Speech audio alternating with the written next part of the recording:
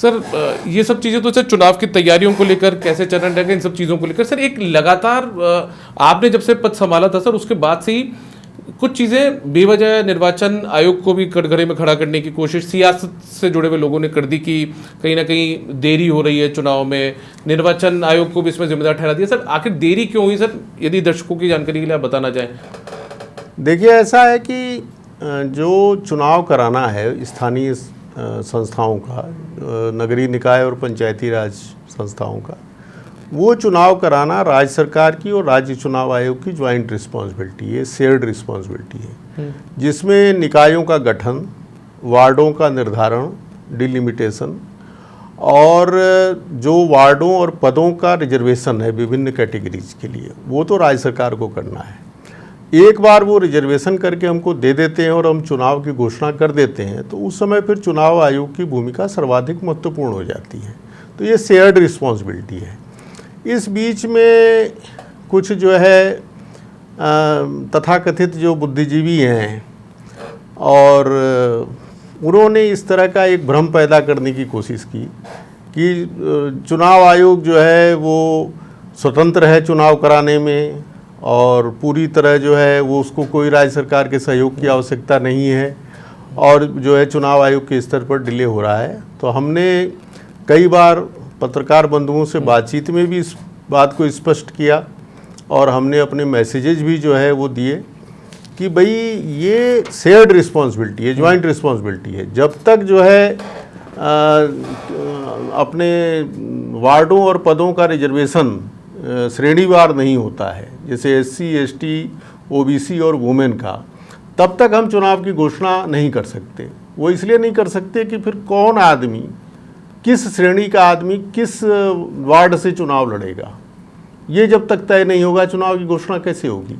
लेकिन कुछ लोगों में, जिसमें हमारे कुछ वरिष्ठ लोग भी शामिल हैं, उन लोगों ने इस तरह का भ्रम पैदा किया और मुझे बड़ा दुख होता है और इस बात का मुझे बड़ा कष्ट है कि जो खुद जो है ऐसे जिम्मेदारी वाले पदों पर रहे हुए लोग हैं और वो इस तरह की बातें करते हैं, जिन्होंने खुद इस तरह के दायित्व का निर्वहन किया है, वो कहते हैं कि जो है चुनाव आयोग के स्तर पर विलंब हो रहा है, और जबकि ये वास्तविकता नहीं है।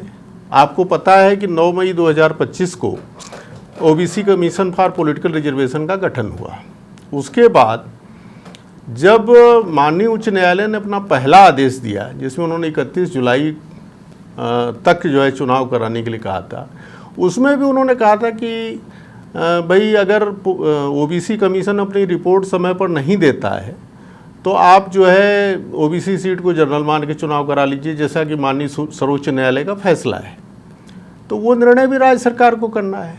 हमने राज्य सरकार को जो चिट्ठियाँ लिखी उसमें स्पष्ट रूप से लिखा कि एससी, एसटी, वुमेन और ओबीसी ये रिजर्वेशन हमको आप तय करके दीजिए, नंबर 1। नंबर 2 कि अगर ओबीसी रिजर्वेशन को दरकिनार करना है तो भी हमको आप कम से कम एससी, एसटी और वुमेन का रिजर्वेशन तय करके दें। 6 चिट्ठियाँ हमने लिखी सरकार को, 3 चिट्ठियाँ पंचायती राज को, 3 चिट्ठियाँ जो है स्वायत्त शासन विभाग को। उसके जवाब में हमें यह अवगत कराया गया कि भाई OBC commission for political reservation गठित हो चुका है, उसने अपना ज़्यादातर काम पूर्ण कर लिया है, उसकी रिपोर्ट आनी बाकी है। जो ही आएगी हम पदों और वार्डों और पदों का रिजर्वेशन तय करके आपको सूचित कर देंगे, उसके बाद आप चुनाव की घोषणा कर देंगे। तो उसके बाद से जो है जो इस तरह का एक कन्फ्यूजन पैदा करने की कोशिश की गई, मुझे लगता है कि वो उचित नहीं है, वो औचित्यपूर्ण नहीं है। और जनता तक सही जानकारी पहुंचाना, सही समाचार पहुंचाना, ये प्रेस की भी जिम्मेदारी है। और जो ये महान बुद्धिजीवी हैं, कुछ एक्सपर्ट्स भी सामने आ गए थे, हाँ कुछ एक्सपर्ट्स आ गए थे, तो उन एक्सपर्ट्स की भी जिम्मेदारी है कि आपका इतना लंबा चौड़ा व्यापक प्रशासनिक अनुभव रहा है, तो आप इस तरह के जो है जो तथ्यहीन जो है वक्तव्य किस तरह से दे सकते हैं, ये गलत है। पीड़ा होती है सर कई बार? बिल्कुल होती है, क्यों नहीं होगी। जब आपको किसी बात के लिए बेवजह दोषी ठहराया जाएगा तो बिल्कुल पीड़ा होगी, क्यों नहीं होगी।